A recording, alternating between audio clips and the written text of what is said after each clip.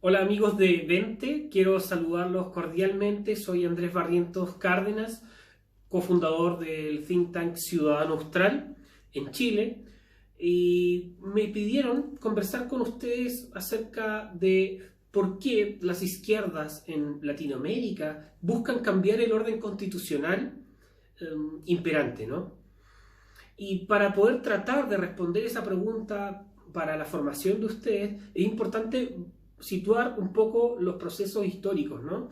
Y en muy resumidas cuentas, vamos a ver que en el año 1989, cuando cae definitivamente el muro de Berlín por el colapso de la Unión Soviética económico, político, social, ¿no? Lech Walesa posteriormente señala algo muy sabio que dice que la caída del muro de Berlín generó muy lindas fotos, pero dicha caída se gestó en un astillero, en Danzig, en Polonia. Él llegó a ser posteriormente presidente de Polonia. ¿Y por qué digo esto?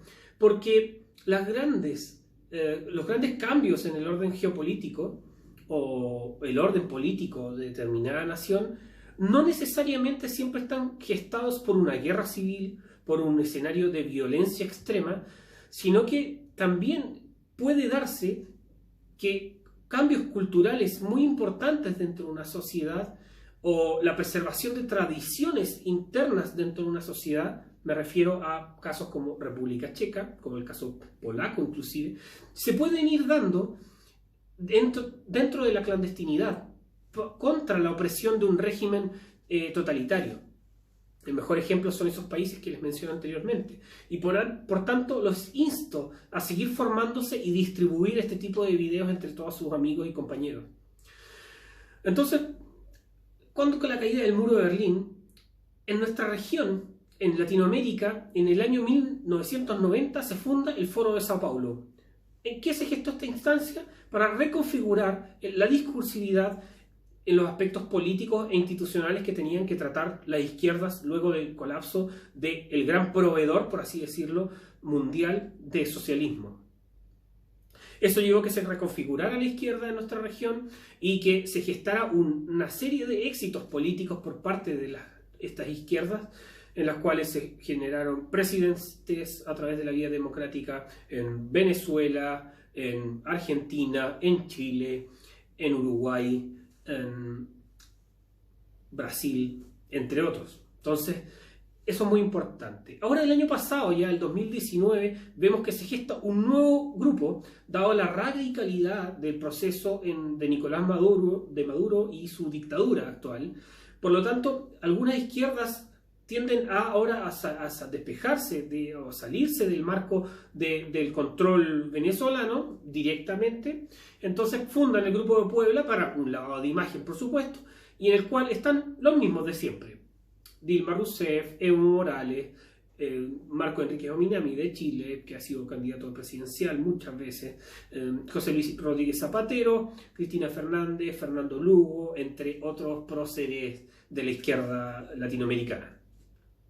Vamos a excluir de este pequeño análisis las otras izquierdas que están proliferando dentro de estas últimas décadas, sobre todo en Latinoamérica, en el caso chileno, en el caso argentino, sobre todo, donde han penetrado muy fuerte, que son las izquierdas deconstruccionistas, en las cuales distintos colectivos y movimientos como el feminismo, el indigenismo, el veganismo, como opción política, el antiespecismo, anarquismo radical, entre otros, que fomentan la revuelta y el declive institucional occidental. Ahora, ¿cuál es la relación que tienen estas izquierdas con el tema constitucional? Obviamente es que si entendemos por orden constitucional la camisa de fuerza al poder, es decir, una constitución como ley fundamental, que de ahí se deriva todo el marco jurídico donde se da separación de poderes, donde se garantizan los derechos y los deberes de los ciudadanos de una nación. Si estas son camisas de fuerza al poder y al gobernante de turno, al caudillo de turno, como queramos decirle, obviamente para un proyecto totalitario, un proyecto socialista en su fase inicial, obviamente va a ser un problema. El orden constitucional de una democracia liberal, como conocemos tradicionalmente, donde tenemos división de poderes, una camisa de fuerza al poder, va a ser una restricción para estos gobernantes, por supuesto. Entonces aquí, para entender un poco más de esa noción de camisa de fuerza al poder, tenemos un poema constitucional y en su preámbulo, sobre todo en la Declaración de Independencia de los Estados Unidos, donde dice que todos los hombres son creados iguales, que su creador los ha dotado de ciertos derechos inalienables, es decir, los derechos de las personas son previos a la constitución de los estados, y eso es muy importante para una democracia liberal, ¿no?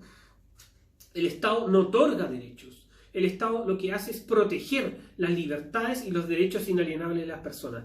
Y eso es muy importante tenerlo en consideración, porque las constituciones siempre son perfectibles, ¿no?